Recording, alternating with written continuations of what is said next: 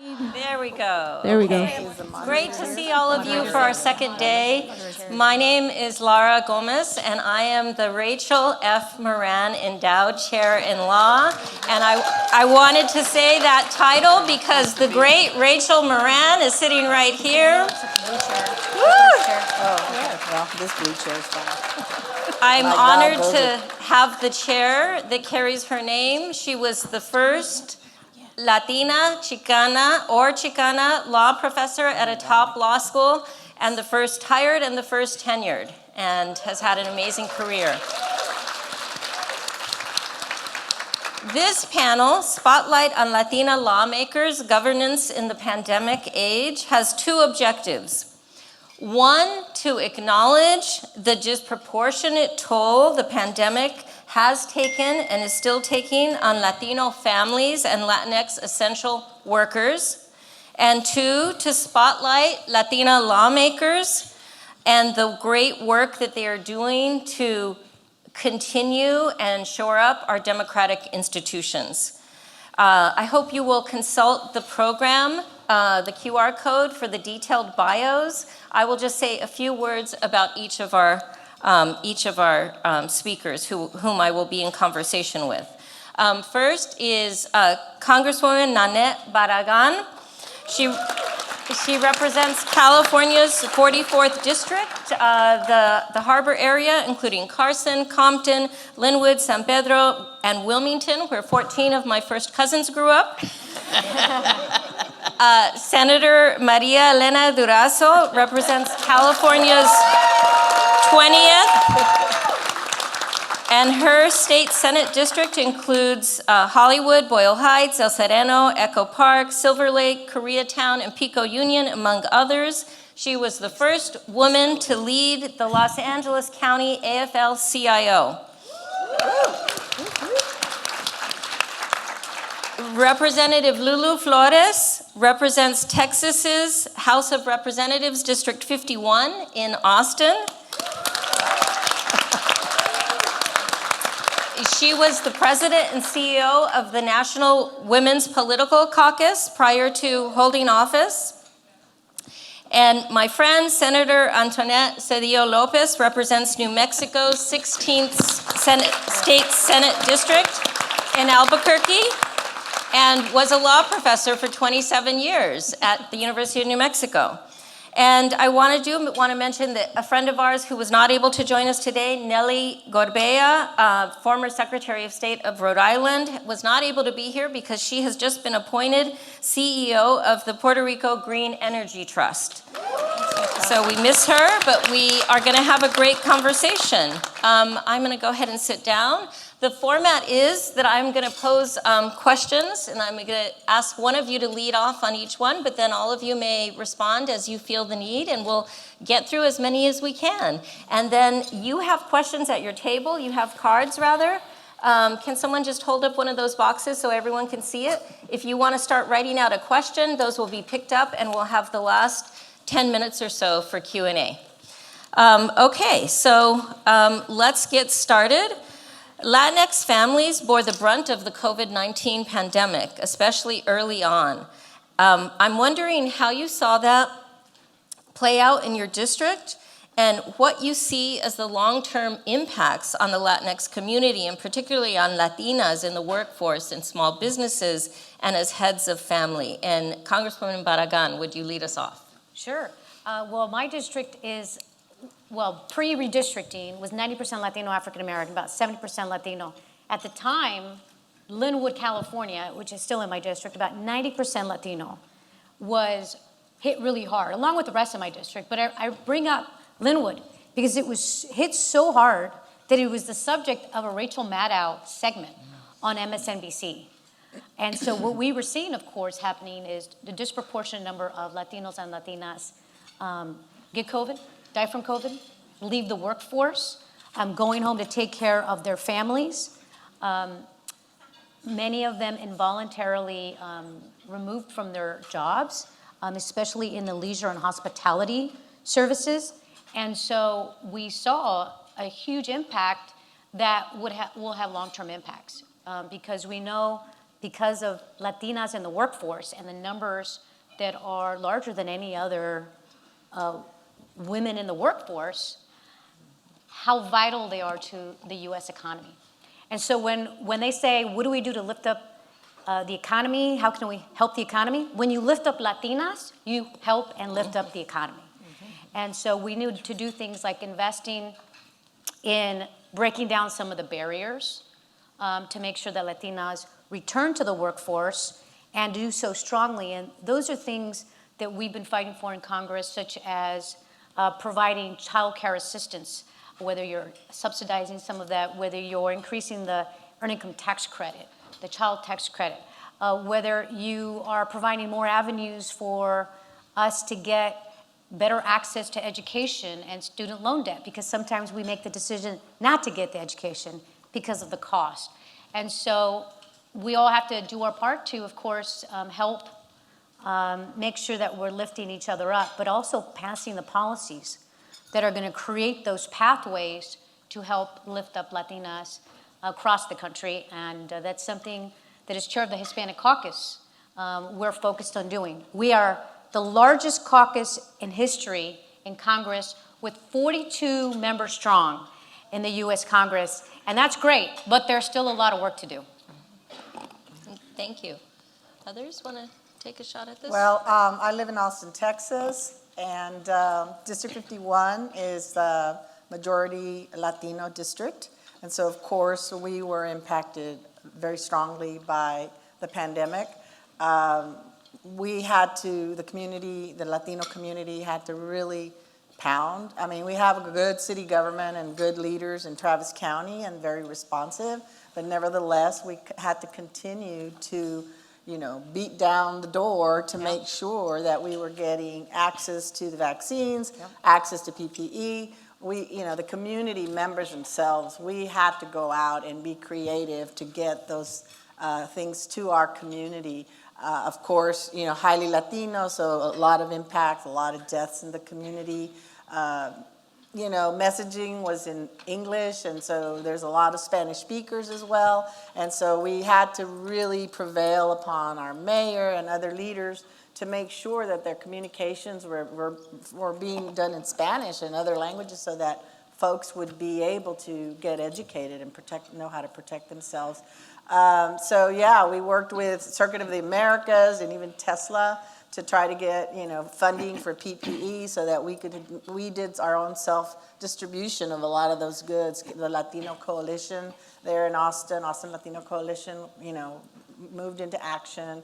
Our constable for Precinct 4 that's within District 51 was very active. I think his own father passed away due to COVID. So, lots of family members in my community that were impacted that way. And also we have health care deserts and food deserts, and in areas like Del Valle, which is in southeast Travis County, which is in my district. And so those areas were also highly impacted. Senator? I want to say that the first year of the term that I was elected in, 2019, so that was a year before, and I had picked up the baton from then Senator Ricardo Lara to win Medi-Cal for all, regardless of immigration status. We had just started that, and we were pushing hard, and there was enormous resistance, because there's always going to be resistance to including our community, especially in such a strong way. But it was part of the goal of the state to eliminate the uninsured. And over 1 million Latino undocumented were uninsured. So this was part of the real goal of the state, but they didn't want to recognize that we had to be specific about including undocumented. So we're engaged very strongly in that. And in the steps that we were taking, Governor Newsom was very supportive, but we were saying, no, it's not enough for the children to be covered. It's not enough, and so every step. So along comes this horrible COVID-19, and of course, the hundreds of thousands, over 1 million people, Latino immigrant undocumented, we're hit with, what do I do? Am I covered? Do I go to a doctor? Don't I? What's it going to cost? It was really a very intense emotional time for our communities. They had to keep going to work, whether it was in the garment industry or other places. They had to continue to go to work to clean people's homes, while those people left, to do whatever they needed to do. It was very intense.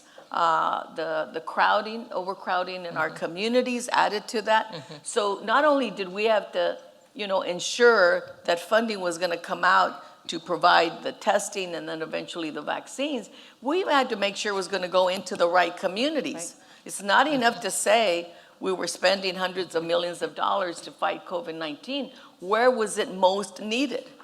Where were the people that were dying?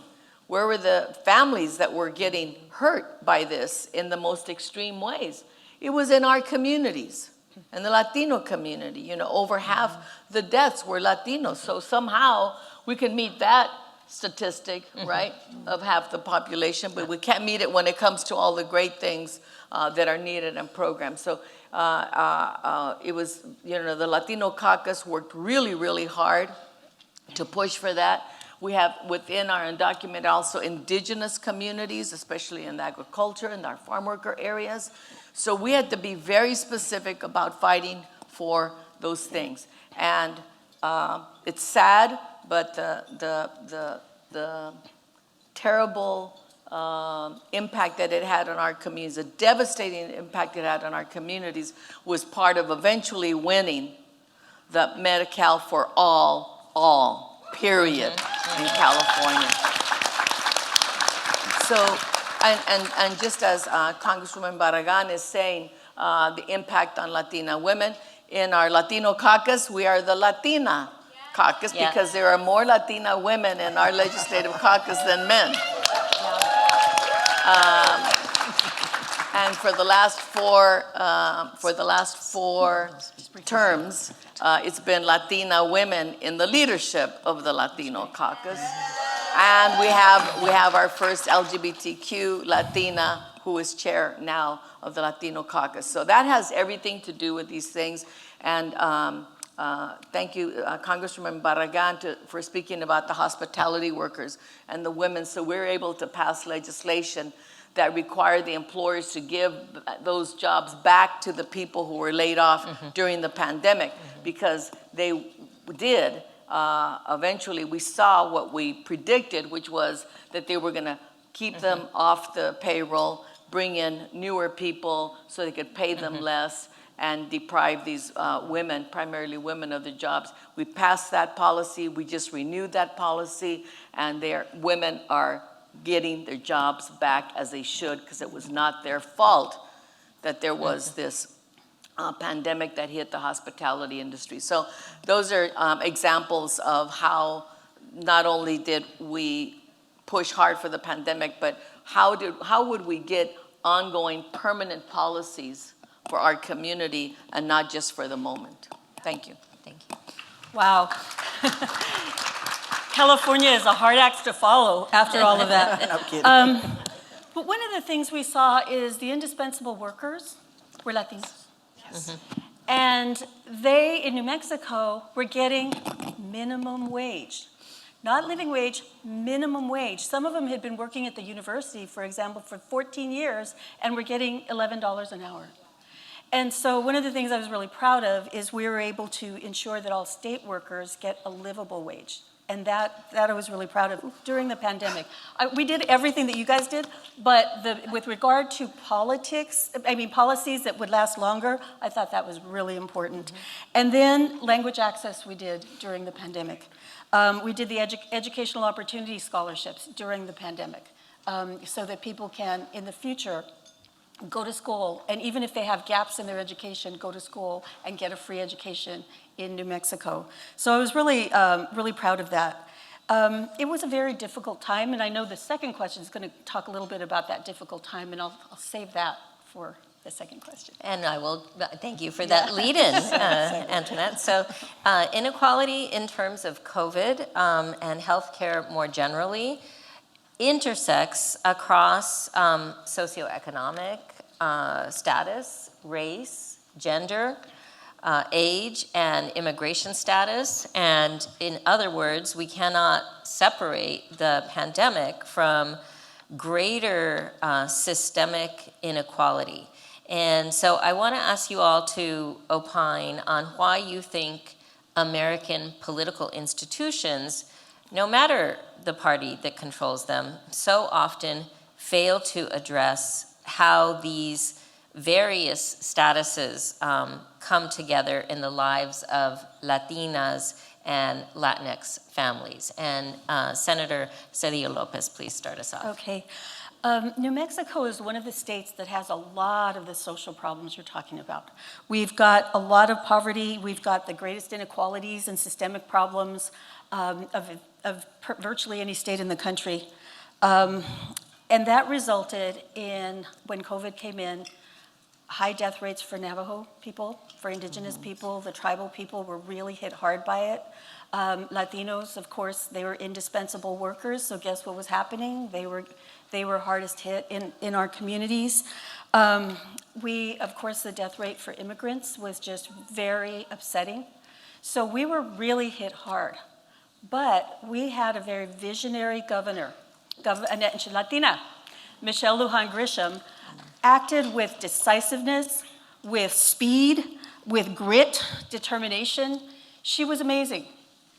And literally, she saved lives in our state, because given all of the social indicators, you would have expected even worse results. However, you should have seen how she was attacked. So when you talk about trying to address the intersectional issues, she was out there working with the tribes and getting things, literally, she would drive out there and work with the tribes to get things done. And she was so attacked. And I kept thinking, you know what? If this was maybe Martin Heinrich or a white male who acted with such determination, decisiveness, and grit, he would be a hero.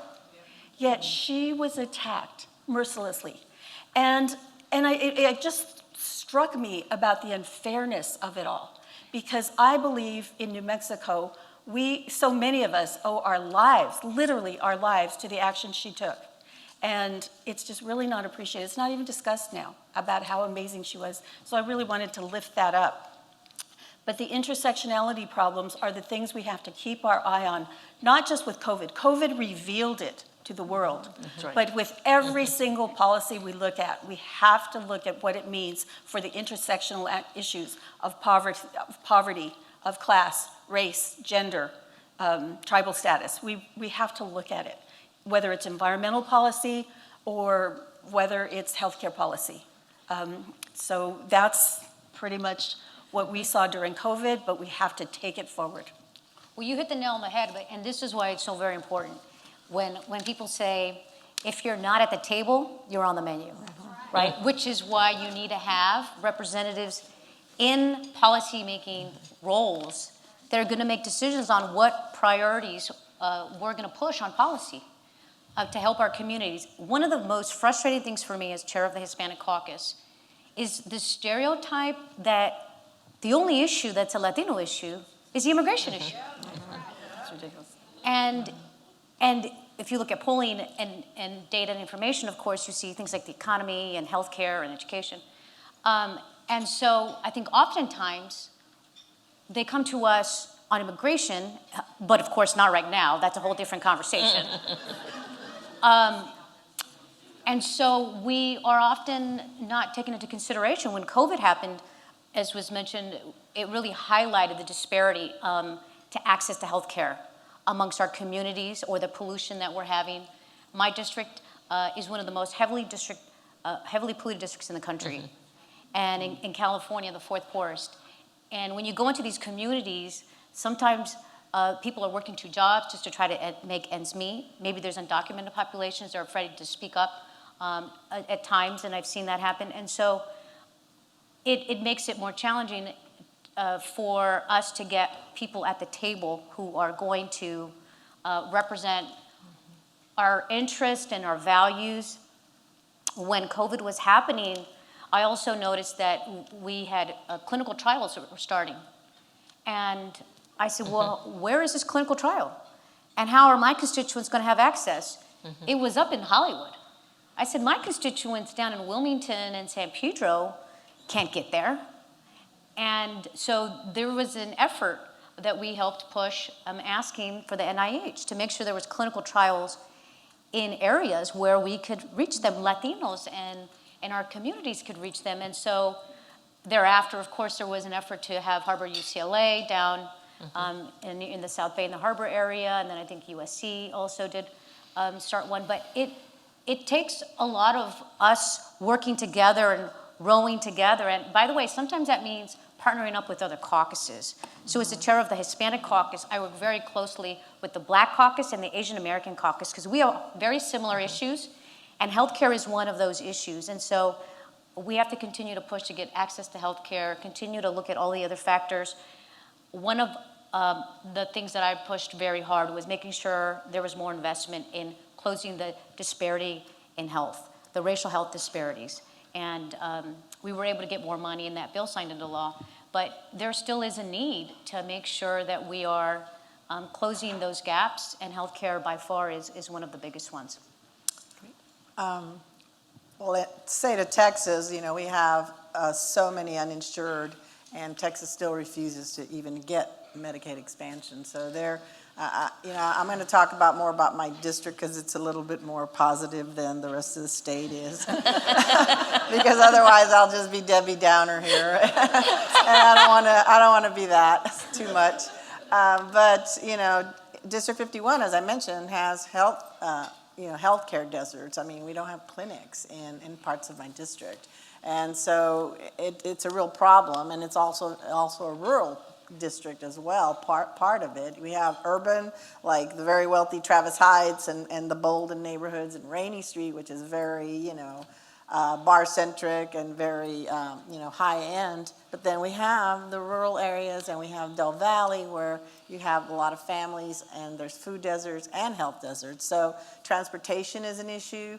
So folks that can't get to medical services. So finally, one of the positive things that had happened, and of course, COVID just shone the light on all of these disparities. And so one positive thing that has happened is that, Austin and Travis County created central health care so that would address the needs of low income and low wage earners to be able to access health care in the community. And so fortunately, we were able to break ground for 2 clinics within the district, in the southern end and in the more northern end of it, so that we're going to be able to have now, because we had to address these issues with mobile clinics, and that's just not right. And most of the population then ends up going to emergency care, at the hospitals because there's no available health care within reach. So those are 2 positive things that ended up happening in my district, where we'll have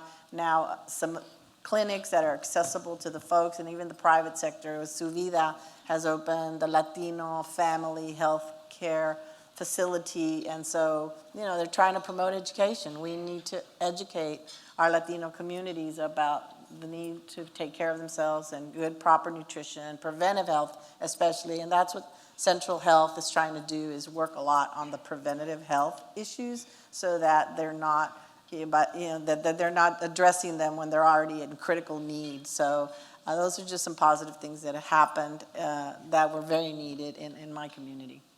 Great. Some of the other issues that, as everyone has said here, pointed out that prior to the pandemic, we were already facing all these inequalities. No doubt about it. We knew it. We'd been working on it. We were fighting to fix them, but everybody was pretending that they didn't exist. And then when the pandemic hit, it became more obvious to a lot of folks. But there were a couple of other policies that we were able to pass. One is on the domestic workers being able to, we haven't gotten the final victory there yet, but just to move forward with the rights of domestic workers to have safe and healthy workplaces. And there's this thing about how, because it started, during slavery, that if you come into my home, it's not a workplace. Well, if you don't want to admit it, that's your problem. But in fact, it is a workplace for the people who go there to clean, and they deserve the right to health and safe workplace, right? So we're able to push that forward, and we're hopefully at the last stage before getting that passed. I'll need you all to call Governor Newsom. But the other one was the garment workers, and this goes back to the issue of how we love to call workers essential workers. They were essential to the pandemic, essential. We never went through a food shortage, never went through a food shortage. What does that mean? That means that all the people working out in the fields, they worked. Yes. Slaughterhouses. They didn't get to stay home. They worked. They put food on the table. Never a shortage anywhere in California on food.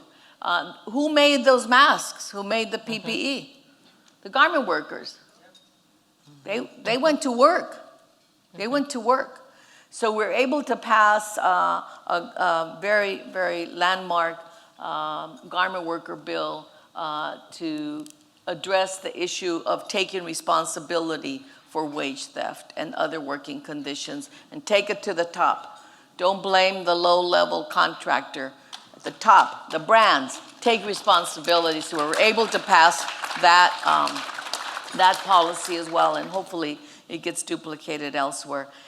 So farm workers won the right, built up the campaign, and they won the right, a stronger right to organize. Domestic workers, garment workers, hospitality workers, and that's all led now to the most recent victory for healthcare workers, and hopefully I get a chance to talk about that. Terrific. Thank you all. So one of the things that the pandemic led to, or at least catalyzed, I think it was already in progress, but is this this backlash. You were talking a little bit in your comments, Senator Sedillo-Lopez, about the backlash to Governor Lujan Grisham, but the backlash to wearing masks, to taking the vaccine, other protective measures, coincided with January 6th, with other kinds of ongoing threats to democratic institutions. And I'm wondering if you can talk about how you see your role as lawmakers in these democratic institutions, how you see your role as strengthening these institutions in these challenging times. And Representative Flores, if you can start us off. Well, we have, first of all, I'm from Texas, and I'm a proud Tejana. However, unfortunately, right now we are under a regime that is very extremist, and we're outnumbered. So all we have to do is fight and continue to fight and play defense. And every democratic institution that provides any safety nets or that helps folks who are in most need are being attacked, and they're attacking the Latino community. They're attacking the Asian community. They're attacking education. They're DEI. The LGBTQI community is being attacked. Trans kids were being denied. We were just. This session, and it's my very first session, I'm a freshman, so even though my age belies that, it took me 30 years to get elected. I ran for the first time for this seat 30 years ago, and again, the last time I ran was 20 years ago.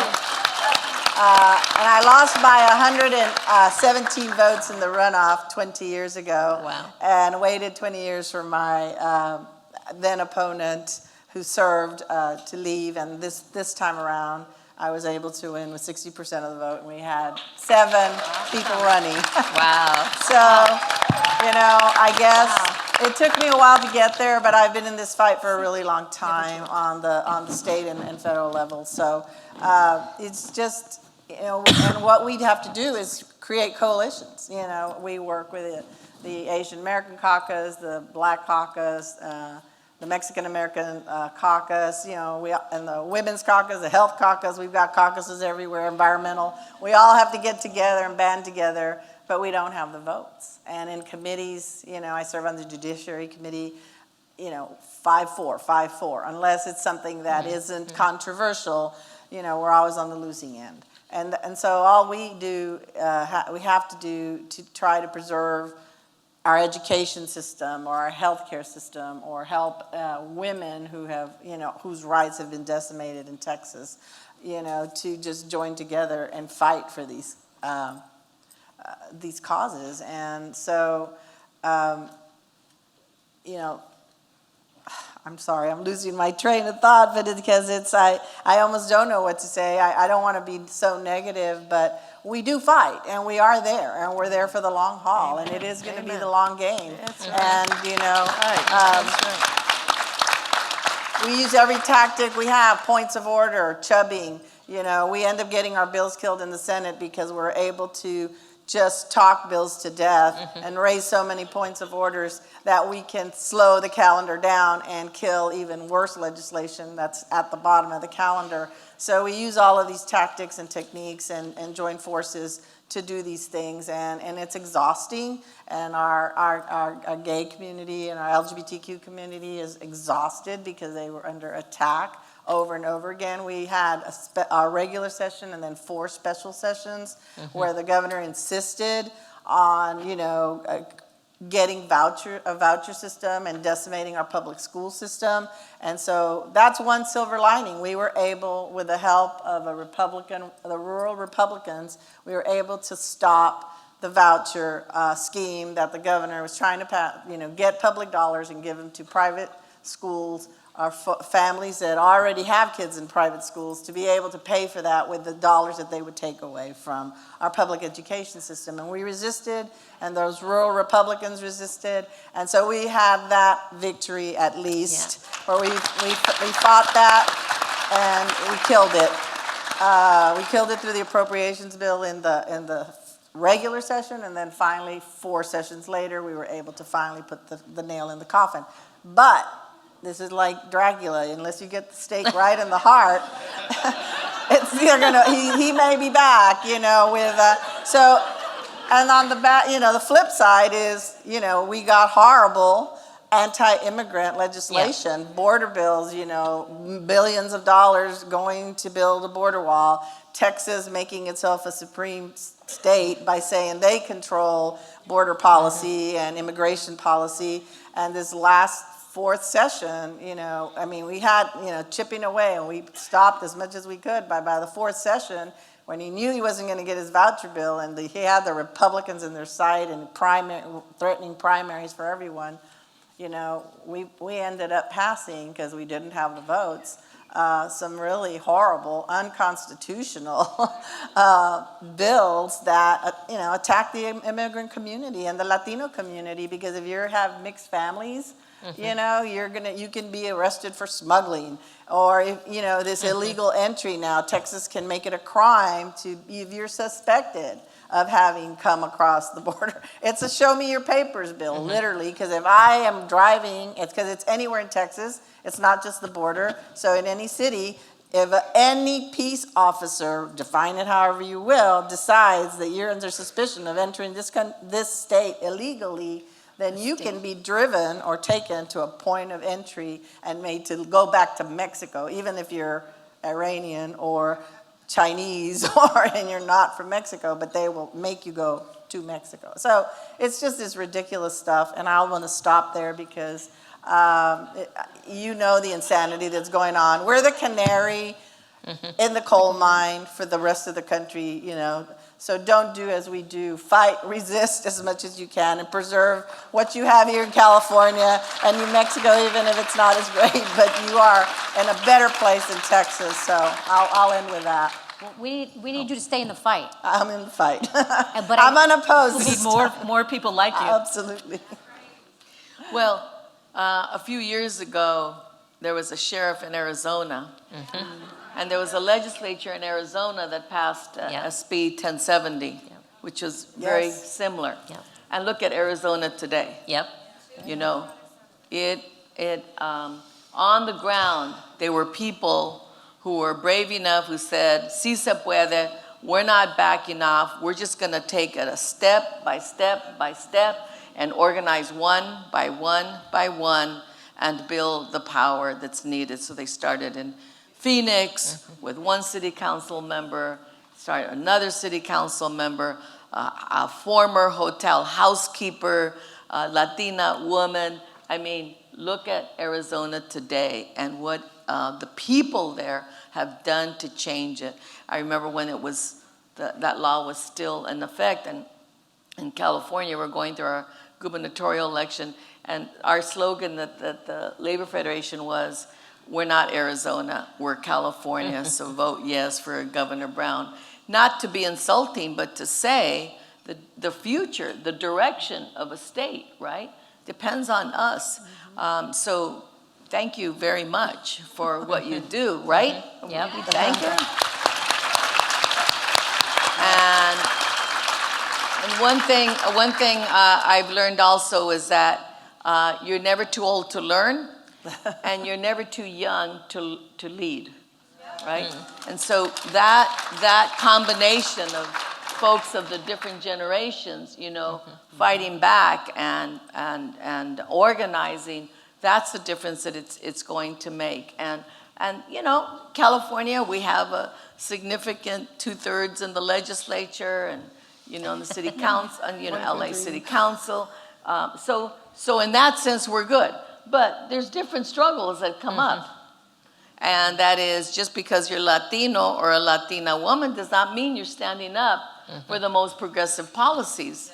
So now we have some struggles amongst ourselves as to what is a progressive policy. The one unifying factor is, you know, we will not tolerate the racism against our people because they're undocumented. And that is because you cannot separate the undocumented from our community.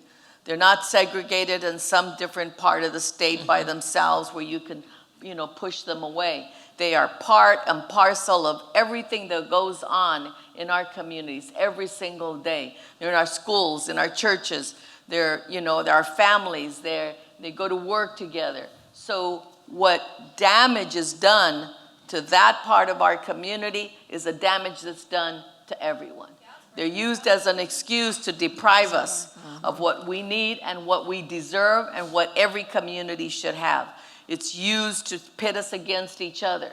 You know, immigration, like right now with the border. Every day, every news, that's all you see is pictures of a lot of poor people at the border and making it look like here in California, Prop 187, you know, they're rushing in, you know, they're invading. You know, when this was Latino and Mexican for generations, way before anybody else. And so, you know, those kinds of things are still there. We still have to grapple. We still have to push back. They use, you know, street vendors as an excuse. You know, oh, look at their, it's unhealthy. Or look at they're dumping all that dirty stuff into the ocean. I mean, just lies upon lies upon lies. And we have to be careful all the time of pushing forward a progressive agenda. Let our communities know that we're fighting for them, but they need to fight too. They cannot be afraid.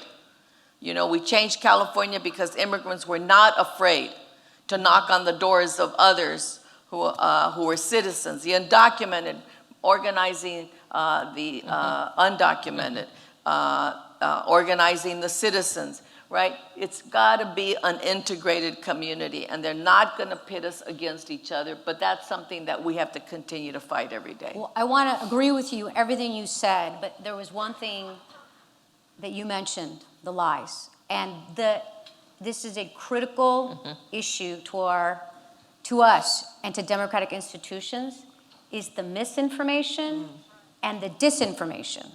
Now, the misinformation, somebody makes an error, they put out bad information. But the disinformation, the intentional lies that are put out there, and the harms it's causing. Now, of course, we saw it happen most notably in 2016. And the intentional lies, of course, that led to January 6th was that the election was stolen, right? Building distrust in our election systems, which are the foundation of our democracy and our democratic institutions. And that is something that the Hispanic Caucus has been trying very hard to work against, to make sure that we're combating the misinformation and the disinformation, but it is so hard. As we know, once the disinformation is out there, people believe it. I have people from our own communities coming up to me and asking me questions, and I'll say, that is not accurate, that is not true, please don't believe that. And then it doesn't help when you have the media putting elected officials and influencers on television who then go and repeat misinformation and disinformation and don't fact check them. Just last week, the Hispanic Caucus leadership met with the CEO of Univision. Oh, boy. Oh, boy. We brought him in and said, Univision is a network that Latinos rely on for information, make decisions on for information. And you all decide to give a 1-hour interview, not to the person. The person is not what's at issue here. It's that you allowed all of this disinformation, the attacks on immigrants, the attacks that saying the election was stolen, go unchecked. And the response was, well, there was other shows and other airtime to combat that. It doesn't work that way. You've got to fact check it in real time. And so this is so important, and it's so frustrating, because you can even go back to COVID-19. Right? The misinformation and disinformation about vaccines and whether they were safe or not. But we saw it most notably, I think, with January 6th, with the attack on our democracy, the continued folks that won't even acknowledge what it was, that say it was a tour, right? It's just so devastating. I think it's so critically important that we combat that. I think the other part of this, of course, is the misinformation and disinformation that causes the hate and division amongst race and immigrants in this country. And if you talk to people in communities, just take a look at Uvalde, take a look at El Paso, where the anti-immigrant rhetoric that is now sparking people to say, it's okay, my hate is okay, I'm now gonna go act on it. I'm gonna drive hundreds of miles to go target Latinos at Walmart, right? And so this is not just a critical issue. I think it's the critical issue of our time in protecting our democratic institutions and combating this misinformation and disinformation. And we have to hold our elected officials accountable. We have to hold our media accountable. We have to hold anybody. And then we and you in our communities need to make sure you're combating it. If you hear that misinformation, if you hear that disinformation, that you're stopping it and that you're trying to correct it, because there is just so much at stake. And so this continues to be, and it will continue to be, the narrative for the next year as we go into this election cycle. And the front runner is, again, somebody who is at the core of spreading this information and this disinformation. And now when you start hearing the rhetoric about poisoning the blood of the country, which is very similar to what Hitler said during the Nazi days, like, we've got to speak out, and we have to stand up, and we got to organize, and we have to stop that narrative.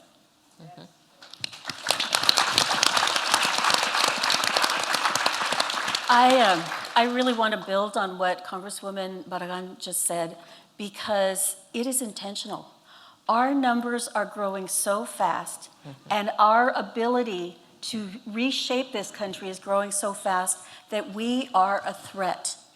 And so the Republican Party isn't doing the disinformation for no reason.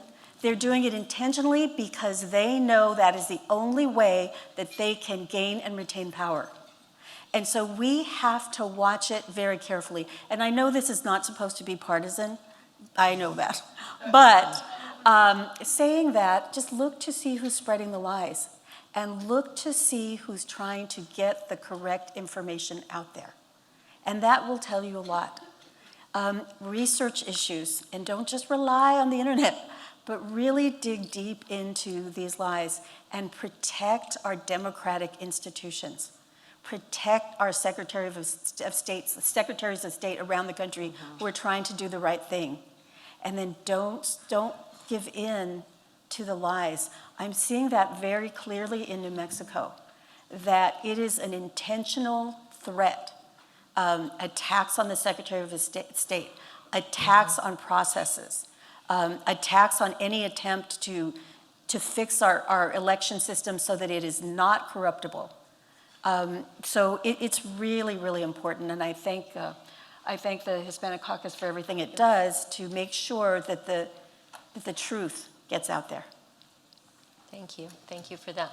So we have one more question that we've prepared. I'm gonna ask that question, but I wanna remind you that you can write your questions on the cards, and they're gonna be picked up starting now. So if you just hold them up, our good team here will pick them up.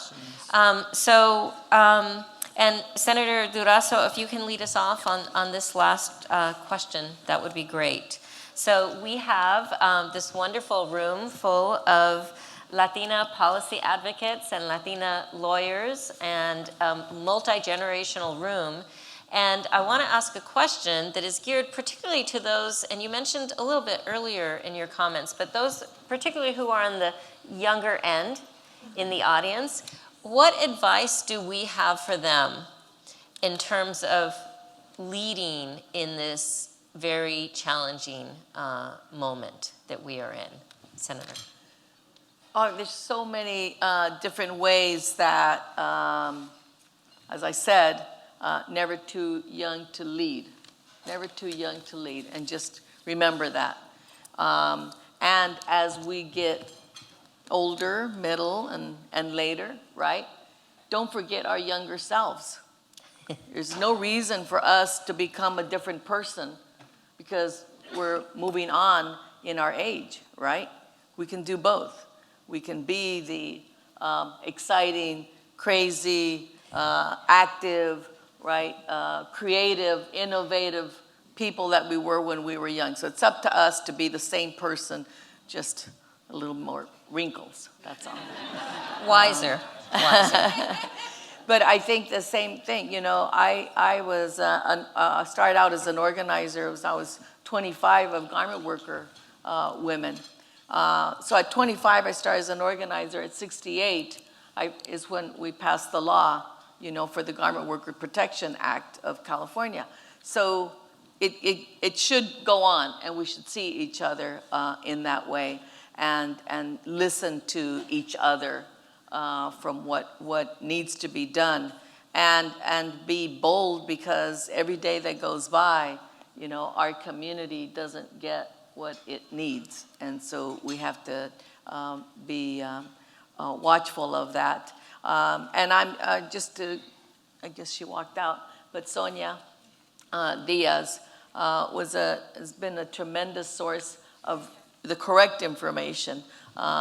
You know, doing it as a Latina woman at UCLA, you know, she took a lot of risks to do that. Yep. And when you take risks, maybe you're stepping on people's toes, but that's okay, because the end result is that our community gets the information and the benefit of that information. So, you know, people like Sonia and everybody else, you know, here to be forward. So I think that's the most important thing. And, you know, I'm really proud of our most recent legislation, which includes a lot of young people, but more importantly, we want to attract people to we're talking about the healthcare industry, right? We passed the $25 minimum wage for healthcare workers. And so, you know, it's listening to people. These are young people telling us that they can't make it, you know, on less, you know, they just can't. And they want to start their lives. There are more people living, younger people living today, not as in their own household, but living with their parents, right? That had never happened before in the history of this country. So young people got a lot at stake, and we just need to incorporate all of that into our movement, not forget it. So thank you all. Just get involved, vote, exercise your right to vote. It's a right, but it's a responsibility, and make sure that you are out there supporting those folks who you elect to represent you, to make sure that you're there. We need reinforcement. We need folks who who are behind us. And so we really need to hear those voices.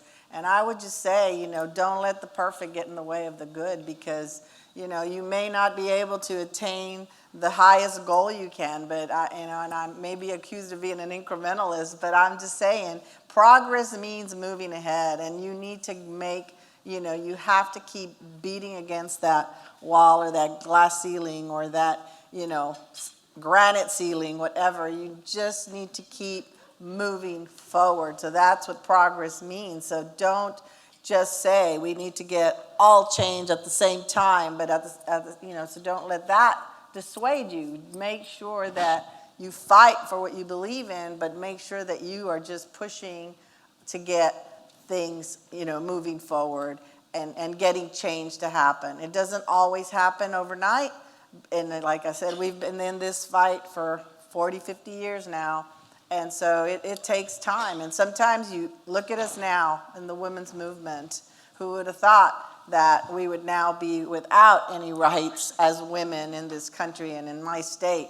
So, we fought so hard, and I guess we just took things for granted. So don't take things for granted.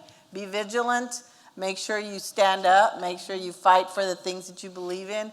And make sure that you are out there, and make sure you vote and get everybody to vote. And, we have to stick together. Great. Congressman. Just to add, one of the things I heard mostly growing up is, you can't because. There was always somebody saying, you can't because your parents are immigrants, because you can't raise enough money, whatever it was. Don't let somebody tell you that to dissuade you. Listen to your passion and your voice and go out and prove them wrong.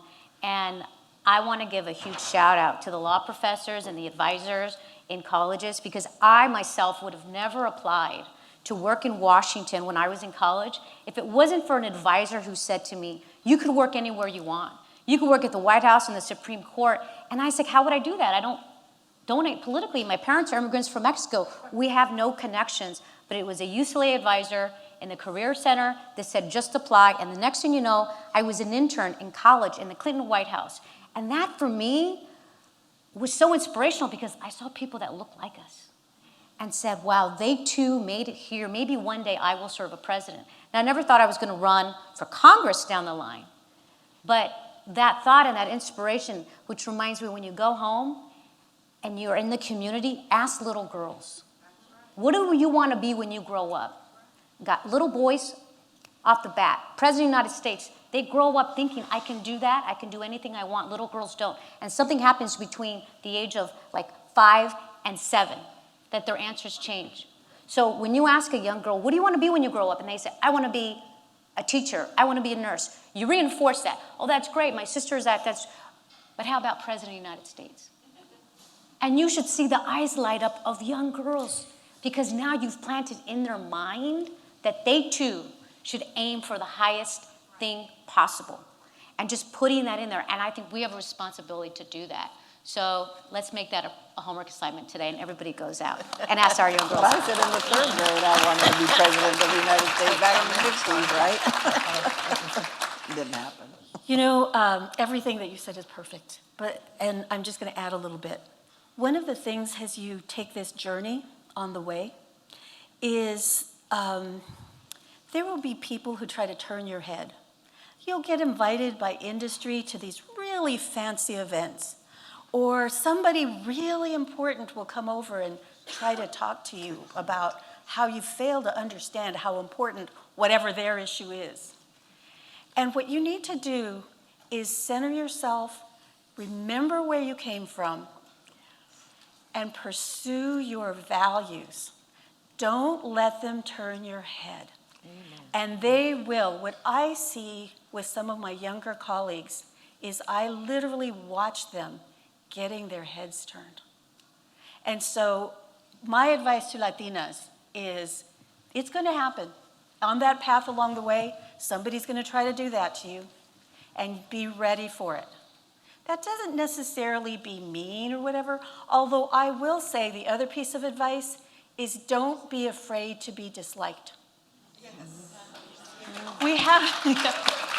We're people pleasers, women in general. I think there's something in us that we really don't like people to dislike us. But the truth is, sometimes you're defined by your enemies. And so don't be afraid to be disliked. Center yourself, know who you are, and move forward. Thanks. Thank you very much. I have a few questions here. I apologize that we're not going to get to read them all, but I've picked out 3 that are kind of in the same zone of wanting to pick your brain as elected officials.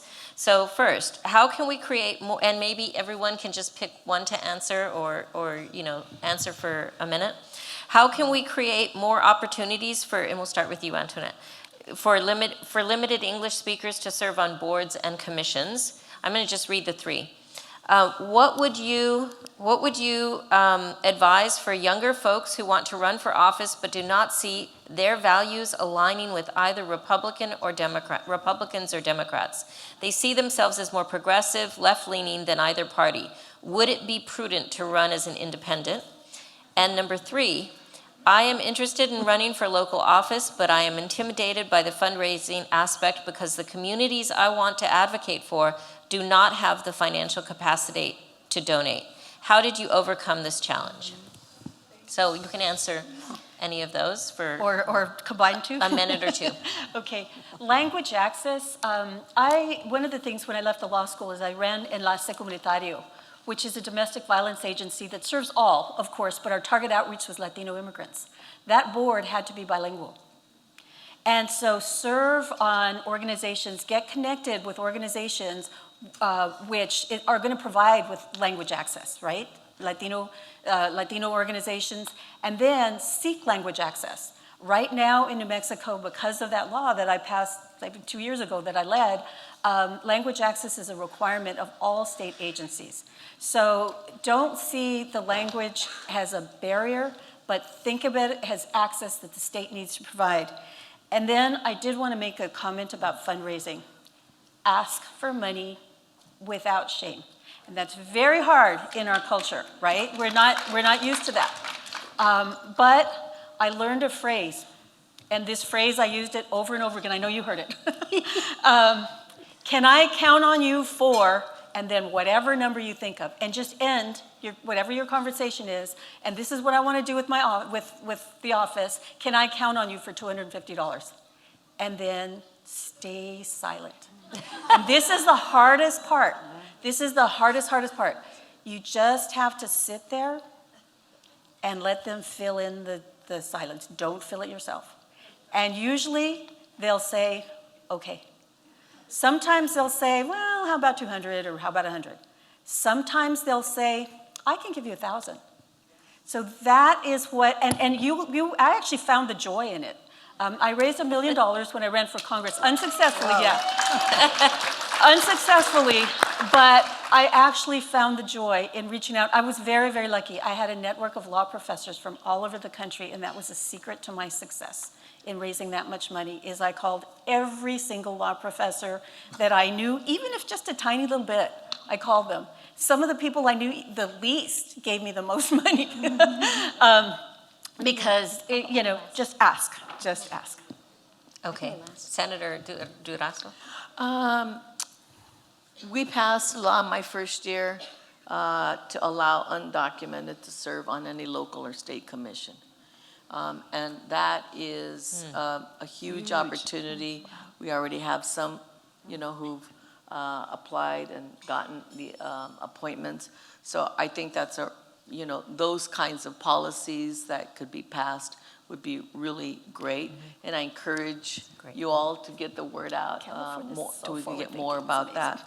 And then in terms of fundraising, I think there's also, if you have a history of activism, there's networks out there, as you said, that really, really help. And we just need to ask. And we don't usually sit down and organize all our connections that we have. A woman was just elected out of San Fernando Valley, Caroline Menjivar. She is the first Salvadorian woman, LGBTQ. She's a military veteran. She's an extraordinary extraordinary person. I'm exaggerating a little bit here, but when I say is she raised like 5,000 compared to her opponent who raised hundreds and hundreds of thousands, right? So you can do it. There's just, you gotta tap, and you gotta have a history. You gotta be known for doing work. It's not just like, hey, I want to run, right? It's like, what have you done in your life to prove that you're going to be a good elected official? And if you have that, people can see through that, and they will turn around and help you. Well, just start building your network now. I mean, look what you have here. If you want to run for office, make a plan. I was president of National Women's Political Caucus. That's a 54-year-old organization that was about recruiting, training, and electing women. And so you have to have a plan. You have to have training. There's so many organizations out there now make themselves available to women that can show you how to run for office. And you start early. If you have a dream, make a plan and start building your base and start, making sure you're taking the right steps by getting involved in your community. You can't just wake up one day and say, I'm going to run for office. Not if nobody knows you. You got to build your, you have your professional credentials. You also have to build your street credentials, what I call your street creds and your political creds. You got to make sure you have been active in the community. I'm not saying you have to wait years and years, but you have to make sure that you're in there, in the trenches, you're showing who you are, and that you are building a track record so people can know what you stand for and where you are. It's hard. It depends on what you're running for in a local, state, or national election. But in terms of feeling like you're not in alignment with the particular party, well, I wouldn't recommend on a national level to go with the independents, because all that does is give the opposition a better chance at winning. But but I would say, in terms of asking for money, Change the party. It's tough to ask for money. I was a fundraiser for organizations, and it was always easy to ask for money or for other candidates, But you have to believe in yourself, and you've got to make sure in your head you say, hey, I'm a cause worthy of supporting. And you do need to ask, and always ask higher than you want to get, because you know what, people will always bring you down. So make sure you hit a number, and don't be afraid. It's an investment in yourself, and don't be afraid to take that money, because that doesn't mean anybody is buying your votes. It means that they are, supporting you, and they believe in you, and they're willing to support your efforts and what you stand for. So ask for it.